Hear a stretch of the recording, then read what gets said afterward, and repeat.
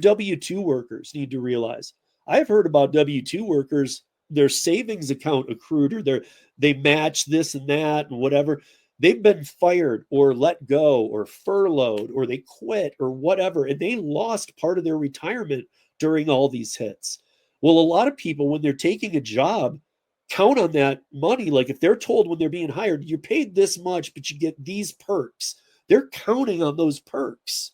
So if they leave and they're like, those perks are gone, I mean, it's just going to be because we don't live in the 50s anymore where you graduate. I used this example on Monday where I would have, like, I'm originally from Michigan, all my family in Detroit. They would graduate. If they went to college or whatever they did, they would graduate and they'd go to work for Ford.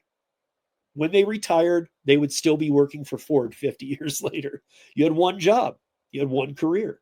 Nowadays, even somebody graduating from college is going to have, what was the average, 5 to 8 different careers in whatever you graduate in.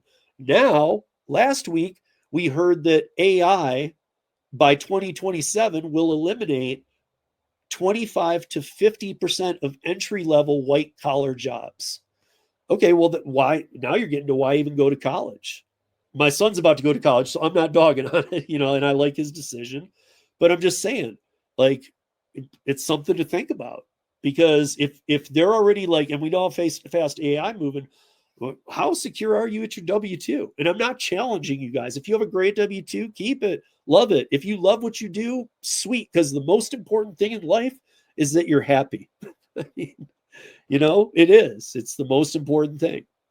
If you make, maybe you have the ability to make $200,000 a year, but you choose to make 50 because doing that $200,000 a year, you hate your life, you hate everything. You are done at work, you go home, you go to bed, you get up, you do your job.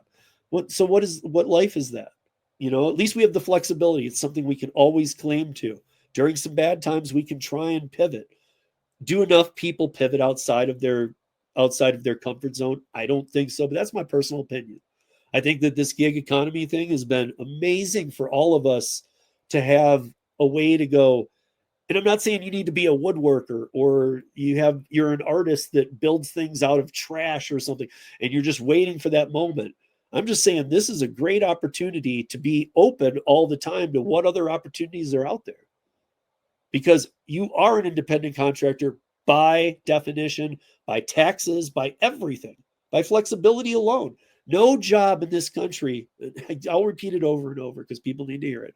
No job in this country lets you go on a W-2 like, I'm going to work right now. I don't feel like it. I'm going to work right now for 10 hours. I'm going to work tomorrow for 5. I'm going to schedule it. No, I'm going to cancel that because I decided I don't want to do that. It's supposed to be nice. I don't want to take my kid to the park. Oh, I got a family emergency. Oh, I got this to do. You are able to run your life. No W-2 ever gives you that. And if anybody out there says otherwise, you're lying. You're straight up lying, dude. Salary, hourly, whatever, W-2 jobs that are great, that you might love, but don't even tell me that you control your destiny as a W-2 worker. You don't. You live by a schedule. It's much harder to be an independent contractor. Starting your own business is hard. So when I hear people saying the gig apps are just killing me, I get it. I feel your pain. But at the same time, that's how self-employed people feel around the country all the time.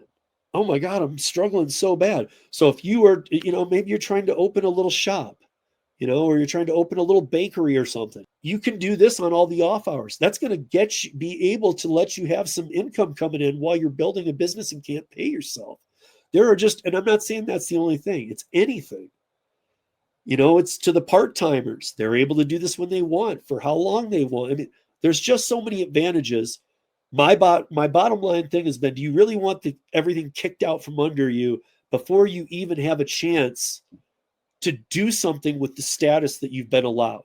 And now, under the Bill Cassidy, Tim Scott, Rand Paul national legislation that actually is also meant to dupe out the PRO Act. And those of you, I won't go down that road, but if you've heard me talk about the PRO Act before, we've spoken about it many times here. That was to dismantle on a national level all independent contractors like New Jersey and California did. They were trying to do that nationally during the last administration. That failed. The PRO-ACT people are still there pushing it, though. So this is really good to see, because they're saying, yeah, we're not doing about this 120% fake time that you guys use, that we'll sue you for that later kind of thing. But they're saying that, yeah, let's let them have portable benefits. Makes sense. Because again, it is a hybrid. So if you're now saying like, well, but that's not independent contractorship if they're paying you some portable benefits. It is if they're letting the companies call us independent contractors, which they need to do. They need to do it so bad that they'll jump all over this bill and help us out by being defined finally as independent contractors. At that point, a whole new can of worms comes up, and you guys end up in the same position I did. When your state says, hey, let's have Prop 22, all of a sudden Prop 22 is going to look awful to people. But on top of that, you're going to have that, let's do Prop 22. Why? Let's do transparency. I mean, again, I'm networking. I've been networking for years through Mike, through Kim, through Karen, all these people in different states, through John's in Chicago, Mike's up in the Boston area, Kim's in New Jersey, Karen's out in California and LA. And these are like all the professionals. And outside of that, our whole group, and they've helped me network in. And so we've really got to a lot of, and I want to shout out Kevin Kiley too, out of California. That's another good.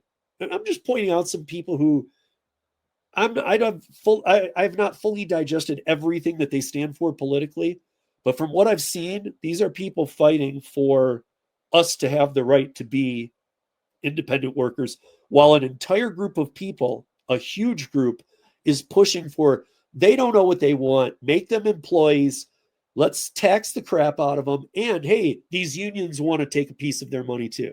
Okay, well, first of all, the gig apps already told you they'll leave, and they will. And to those people who, I've had people comment on videos and go, well, they have before.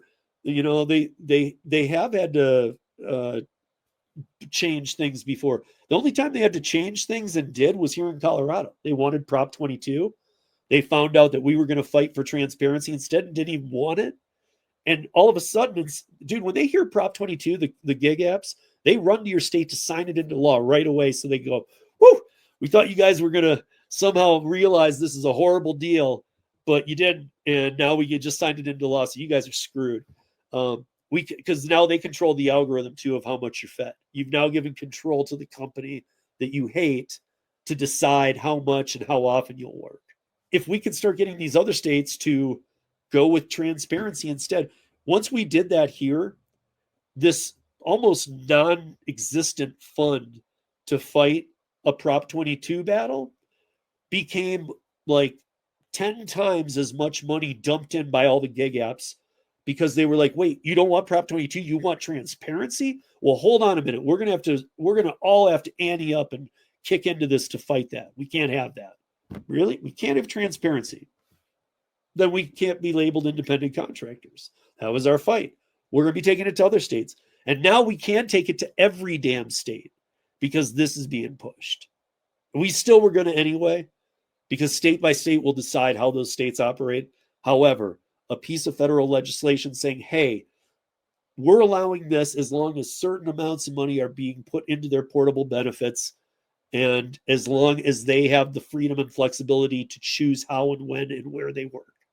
Hell, that's almost the definition of what we all talk about weekly on what we want when we do these Zoom meetings.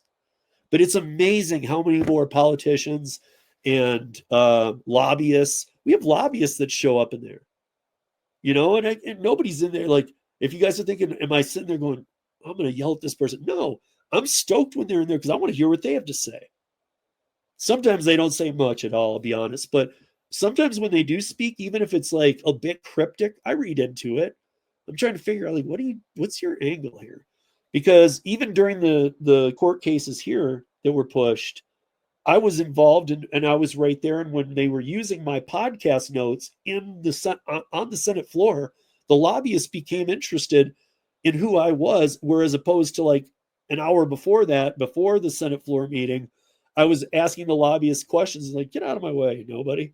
But then they realized, oh, that's the guy they were referencing. And then I had questions. They were like, wait, I'll talk to you. oh, so I have to be somebody? And I'm not. I'm just saying that, like, the lobbyists don't have, your elected officials have to speak to you, or their aides do. The lobbyists do not have to speak to you at all. Those are paid lobbyists to do what they're told to do. And if they want to talk to you, it's probably for a bad reason. I'll say that. They're never looking to, like, well, I'd love to sit down and buy you lunch and see how we could help the drivers. That's not something that will ever come out of their mouths.